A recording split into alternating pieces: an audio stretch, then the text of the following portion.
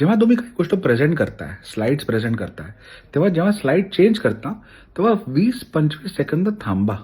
ऑडियन्सला time द्या लिहिलंय ते ग्रॅस्प करायला. Every audience member take some time. कधी कोणी दूर बसलंय, कोणी जवळ बसलंय. स्लाइड्स कधी-कधी कॉम्प्लिकेटेड असतात. कधी ग्राफ असतो, कधी बुलेट पॉइंट्स असतात, कधी मोठा फॉन्ट, कधी छोटा फॉन्ट. ग्राफमध्ये लेजंड असतात. हे सगळे इन्फॉर्मेशन ओव्हरलोड आहे. आपण तो स्लाइड बनवलाय, आपल्याला ते एक्झॅक्टली माहिती आहे, पण ऑडियन्सला टाईम लागतो. जेव्हा आपण स्लाइड चेंज करतो आणि लगेच बोलणं चालू करतो, तेव्हा ऑडियन्सला कळत नाही की आपण वाचायचं का आपण ऐकायचं, आणि मग दोन्ही करू नाही शकत. तर तुम्ही बघाल ऑडियन्समध्ये काही लोक बघतायत, तुम्हाला ऐकत नाहीये, कोणी तुम्हाला ऐकतंय, बघत नाहीये. तर मग ते पूर्ण फ्लॅट होतं. आपण इतकी मेहनत करतो प्रेझेंटेशन बनवण्यामध्ये, पण while presenting we don't allow the audience the time to absorb properly. तर पहिले स्लाइड चेंज करा, एक 10, 15, 20 सेकंद थांबा, गाईड करा ऑडियन्सला कसं वाचायचं आहे. Be comfortable with silence.